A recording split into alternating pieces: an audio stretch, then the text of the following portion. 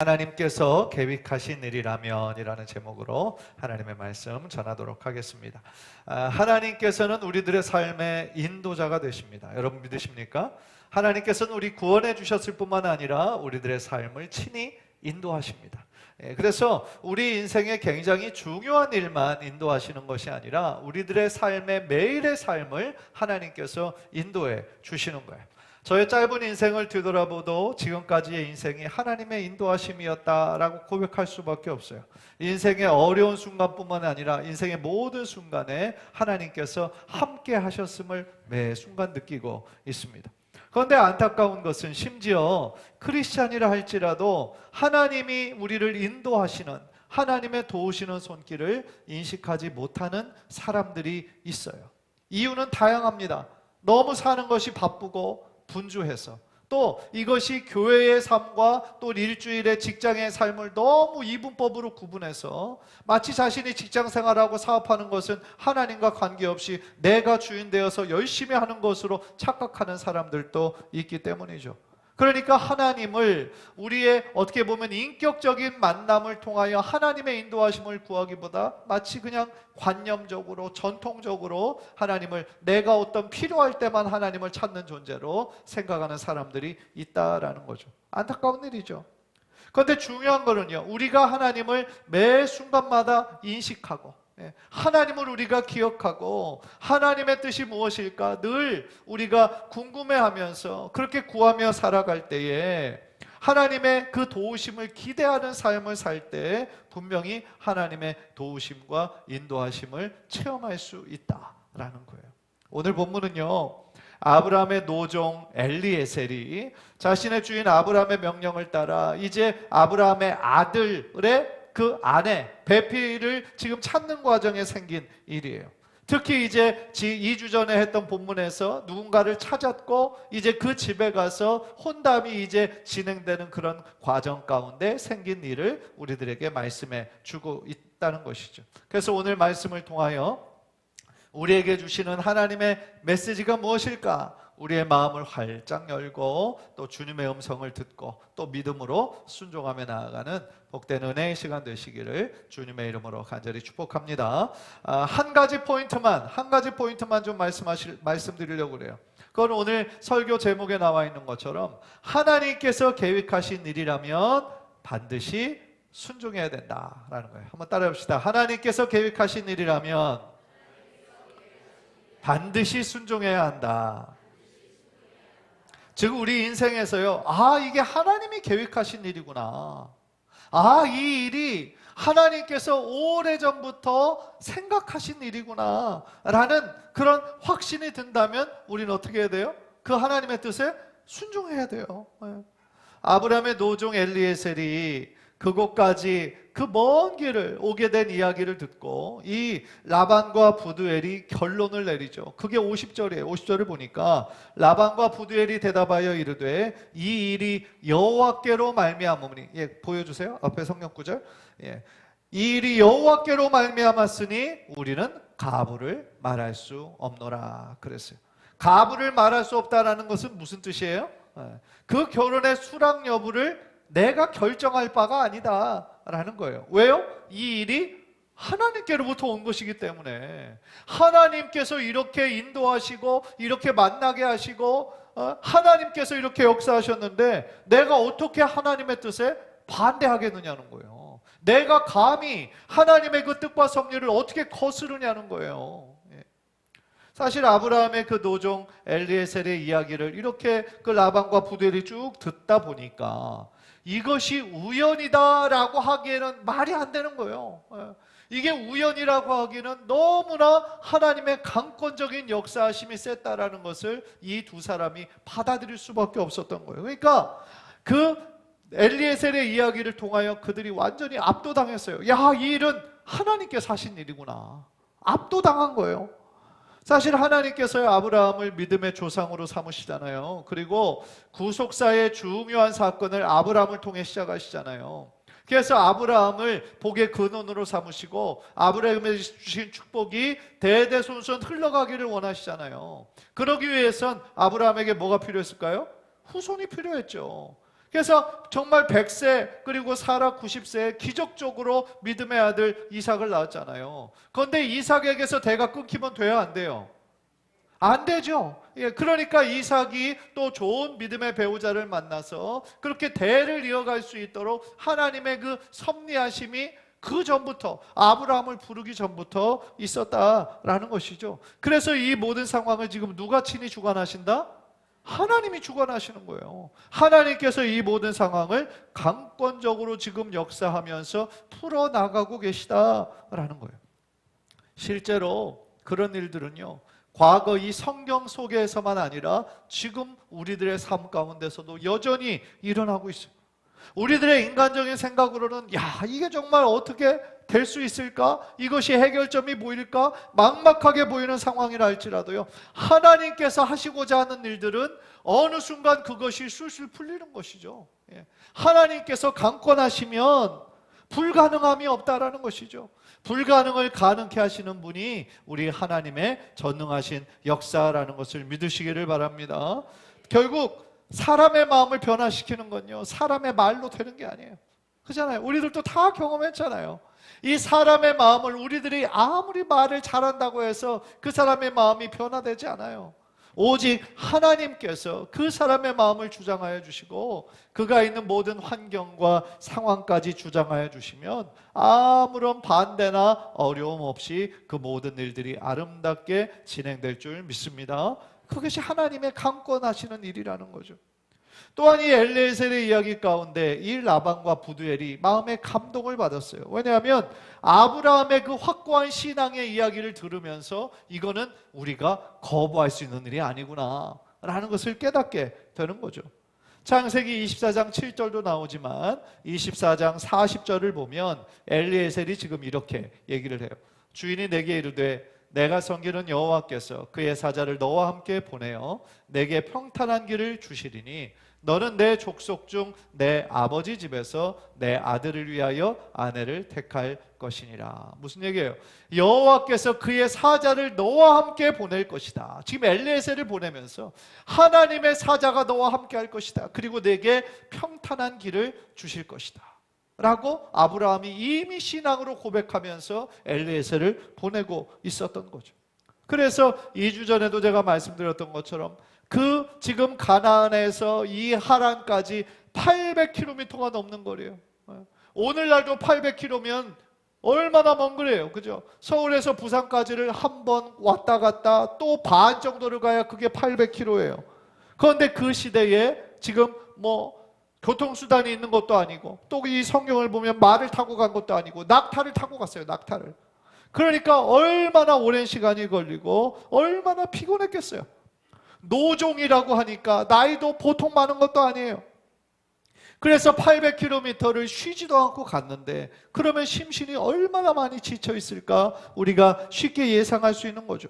그런데 거기 도착하자마자 엘리에셀이 어떻게 합니까? 하나님께 기도하죠. 하나님께 기도하고 하나님 정말 나를 믿음으로 보낸 그 아브라함의 하나님을 의지하면서 오늘의 모든 만남이 순적한 만남이 되게 해달라고 간구하잖아요. 그러니까 이런 여성을 찾게 해주소서. 그래서 자신이 요청하지도 않았는데 자신에게 물을 줄 뿐만 아니라 자신의 약대가 10마리나 되는데 그 10마리에게 물을 자원하면서 주는 그 여인을 하나님께서 예비하신 여인으로 내가 그렇게 받겠습니다. 이렇게 기도를 하잖아요. 그런데 여러분, 그 엘리에셀의 기도 제목이 쉬운 거였어요? 어려운 거였어요? 어려운 거였다고 제가 말씀드렸죠. 왜냐하면 그 당시에 물을 깃는 것이 되게 힘든 일이에요. 그래서 보통은 남자 종들이 하는 일이에요. 그런데 이 지역은 또 도시 지역이 아니었나 모르지만 어쨌든 여성들이 그 물을 깃는 일이었어요. 그런데 그 노인에게 물을 주는 것은 좀 착한 마음을 가진 사람이면 할 수 있는 일이지만 요청하지도 않았는데 그 약대 10마리에게 한두 마리도 아니고 또 얼마나 물을 많이 먹겠어요, 낙타가. 그런데 그 물을 10마리의 낙타에게 다 물을 일일이 주는 여성이 흔히 만날 수 있겠냐는 거예요. 없어요. 그런데 그렇게 기도하면서 첫 번째로 온 여성이 바로 그 여성이었다는 거죠. 이게 어떻게 우연일 수가 있냐는 거예요. 그러니까 엘리에셀이 분명히 하나님께 기도했고 하나님께서 순적한 만남을 주실 거라 믿었고, 또한 그렇게 믿음의 근거가 되었다는 것은 아브라함이 먼저 기도함으로 선포를 했잖아요. 하나님의 종이 너보다 앞서 가셔서 너의 모든 만남을 주장해 주실 것이다. 그러니까 또 그걸로 기도했기 때문에 이 엘리에셀이 첫 번째로 만난 여성이 바로 그 조건에 딱 합당한 여성이었다라는 것이죠.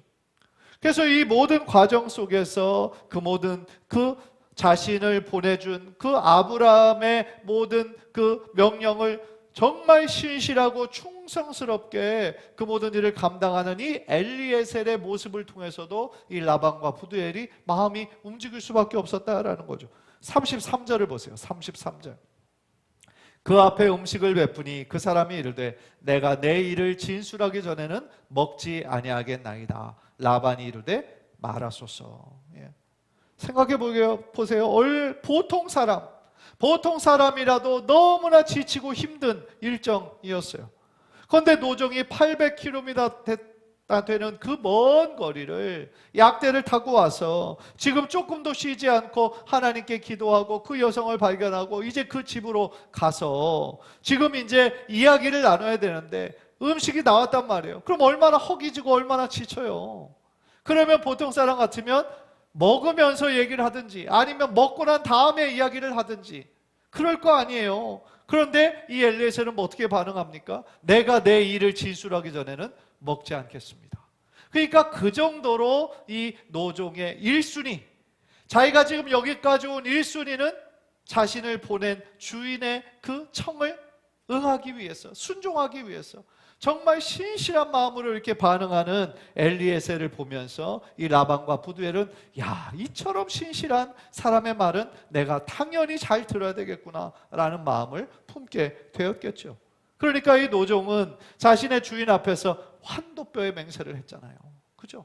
환도뼈의 맹세를 통해서 비록 주인은 멀리 있어서 자신이 어떻게 하는지 뭐 하루 있다가 해도 전혀 상관은 없는 거였지만 자신을 믿음으로 보내준 그 주인의 마음을 헤아리는 마음이 있었기 때문에 조금도 지체할 수 없다. 그래서 자신의 사명을 지금 이루기 위해 노력하는 충성스러운 모습을 보여주고 있다라는 거죠. 그래서 이 모든 이유로 51절에서 이렇게 이야기하는 거예요. 이 엘리에셀의 이야기, 또 아브라함이 보낸 이야기, 또 하나님의 강권적인 역사하심, 이러한 것들을 보면서 51절에서 이렇게 결론을 내리는 거죠. 리브가가 당신 앞에 있으니 데리고 가서 여호와의 명령대로 그를 당신의 주인의 아들의 아내가 되게 하라. 참 즉각적인 순종이죠. 그런데 이들의 결정을 보면 오늘날의 기준에서 보면 조금 이상한 부분이 있죠. 왜냐하면 지금 결혼의 당사자는 누구예요? 리브가잖아요. 그죠? 리브가인데 지금 리브가가 결혼하는 문제를 리브가에게 물어보지도 않고 누가 결정하는 거예요? 아버지와 오빠가 결정하는 거예요. 물론 오늘 우리도 사실은 저희 세대에는 없지만 저희 아버지 세대에는 사진만 보고 결혼했다는 분도 계시더라고요. 사진만 보고. 그래서 결혼식 하시는 날 신부를 처음 봤다라는 분도 계시더라고요. 혹시 이 자리에도 그런 분 계시나요? 그냥 사진만 보고 부모님이 하라니까 그냥 만나지도 않고 그냥 결혼을 작정해서 그런 이야기들 저는 들었거든요. 그러니까 그런 일들이 있었죠. 그런데 오늘날의 관점에서 보면 참 이건 말도 안 되는 이야기죠. 이해하기가 힘든 관습인 거죠. 그런데 옛날 우리나라뿐만 아니라 이 고대 근동 이 관습에서도 이 당사자의 의견보다 그 집안의 의견, 그 부모의 의견이 훨씬 더 중요하게 행해지던 시대였어요. 그래서 여기에서 리브가의 오빠인 라반의 의견이 굉장히 지금 중요하게 다루어지고 있는 거죠. 왜냐하면 고대 근동에서 나이 드신 아버지를 도와서 오빠가 동생의 결혼 문제에 적극적으로 개입하는 거, 이게 당시의 풍습이었기 때문인 거죠. 하여간 중요한 건 이겁니다. 하나님께서 계획하신 일, 또한 하나님의 섭리 가운데 이루어지는 그 일은 어떤 사람도 막을 수 없다는 거예요. 그거를 우리는 잘 기억해야 돼요. 그리고 하나님께서 하시는 일이라면 우리는 어떻게 해야 된다? 순종해야 되는 거예요. 하나님이 지금 이렇게 이끌고 계시는데 그거를 감히 우리가 어떻게 그거를 반대할 수 있겠느냐는 거죠. 따라서 오늘 본문에서와 같이요, 이 이삭의 결혼이 아주 빠르고 또 순탄하게 진행될 수 있었던 것은 절대로 우연이 아니라 하나님께서 계획하셨기 때문이다 라는 거죠. 그리고 하나님께서 그 모든 과정 가운데 개입해 주셔서 선하게 역사해 주셨기 때문이다 라는 거예요. 그래서 그것은 이미요 7절에 나오는 아브라함의 고백에서부터 이미 예견되었어요. 24장 7절 우리 한번 다 함께 볼까요? 시작. 하늘의 하나님 여호와께서 나를 내 아버지의 집과 내 고향 땅에서 떠나게 하시고 내게 말씀하시며 내게 맹세하여 이르시기를 이 땅을 내 씨에게 주리라 하셨으니 그가 그 사자를 너보다 앞서 보내실지라 네가 거기서 내 아들을 위하여 아내를 택할지니라. 아멘. 그러니까 아브라함을 본토 친척 아버지 집을 떠나서 하나님께서 지시할 그 땅으로 가기로 순종한 그때부터 하나님께서는 아브라함을 믿음의 조상으로 삼으셔서 모든 민족, 모든 열방을 축복하기를 원하시는 하나님의 뜻, 하나님의 계획이 바로 아브라함에서부터 시작될 수 있었다. 그것이 하나님의 원대한 구원의 계획이었다라는 것이죠. 그래서 아브라함은 이미 자신을 부르실 때부터 약속하셨던 하나님의 약속을 하나님이 반드시 지키실 것이라고 하는 분명한 믿음이 그에게 있었다라는 거죠. 사랑하는 성도 여러분, 하나님은요 하나님께서 계획하신 뜻을 반드시 이루시는 분이심을 믿으시기를 바랍니다. 하나님께서 원하시면은요 광야의 길을 내시고 사막에 강을 내시는 분이 바로 우리 하나님이신 줄 믿으시기를 바랍니다. 비록 우리 인간이 보기에는 불가능해 보이고 힘들게 보이다 할지라도 그 일이 하나님의 예정 가운데 있다면, 하나님의 섭리 가운데 있다면 그것은 하나님의 예정된 시간에 하나님의 예정하신 방법으로 기가 막히게 이루어지게 될 줄 믿습니다.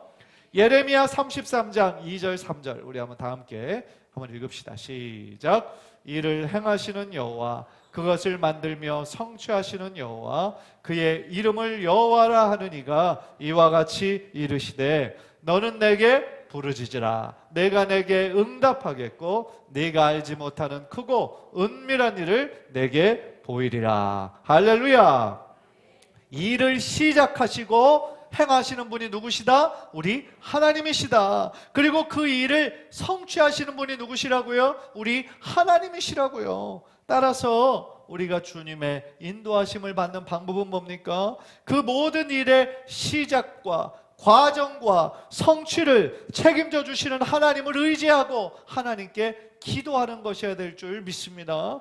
빌립보서 1장 6절도 다 함께 읽읍시다. 시작. 너희 안에서 착한 일을 시작하신 이가 그리스도 예수의 날까지 이루실 줄을 우리는 확신하노라. 아멘. 너희 안에 착한 일, 이미 우리를 구원하신 그 예수 그리스도께서, 하나님께서 그리스도 예수의 날까지 이루신다라는 거예요.